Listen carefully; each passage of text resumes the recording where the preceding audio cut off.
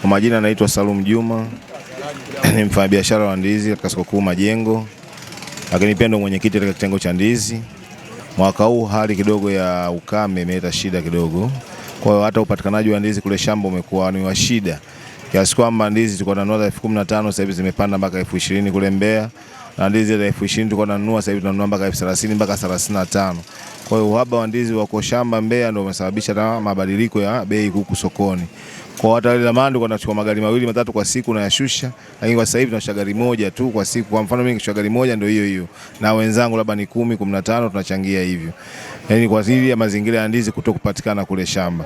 Kwa hali za bei hazijabadilika sana kwa Dodoma. Dodoma tulikuwa tunauza bei za jumla ndizi size ya kati ni 25,000 kwa mkungu wa ndizi laini. Na sasa hivi tunauza 30,000 na kwenye mzuzu zilikuwa 30-35. Hazijapanda sana kwenye upande wa mzuzu, ila laini ndio zimekuwa za shida sana kuhusiana na kutokana na hali ya kutokupatikana kule shamba. Yaani kule shamba kumekuwa na uhaba wa ndizi tofauti na miaka yote ya nyuma ilivyokuwa. Ndio maana nikasema sasa hivi ndizi zile zilikuwa na 15,000 kule Mbeya. Sasa hivi zimekuwa kwa 30,000, kwa 20,000. Na zile 20,000 kule Mbeya zimefika 30 mpaka 35. Kwa hiyo hali ya upandaji wa ndizi umekuwa zaidi shamba kuliko hata hapa mjini. Wadau huko wameshazoea bei zao za kawaida, tunauzia 25 mpaka 30,000. Na bado tunasimama humo. Lakini sana kwenye laini kidogo ndo zimesogea mpaka 30,000 kwa mkungu. Wateja wamezoea bei za 25,000, bei za jumla asilimia kubwa ni hivyo, lakini ndizi sasa hakuna sehemu zote. Maana Bukoba ukaenda sasa hivi ndizi hakuna, Morogoro ndizi hakuna, zimeadimika tu, zimekuwa chache. Ukiunganisha hata na hali ya mfungo, kwa sababu watu wako kwenye Ramadhani, watu wanafuturu zaidi ndizi. Kwa hiyo kuna kuwa na uhaba zaidi kidogo umeongezeka. Lakini kwenye bei hazijaongezeka sana, kutoka kwenye 25,000 mpaka 30,000.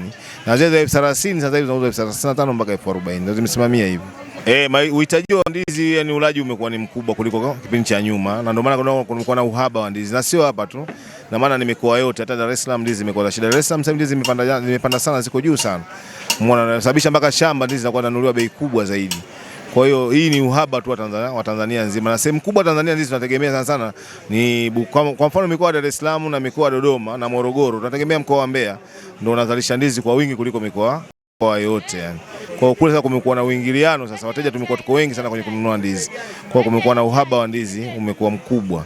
Kwa hiyo imepanda kidogo kutoka kwenye 25 mauzo ya Dodoma mpaka 30,000 na zile 30 mpaka 35-40.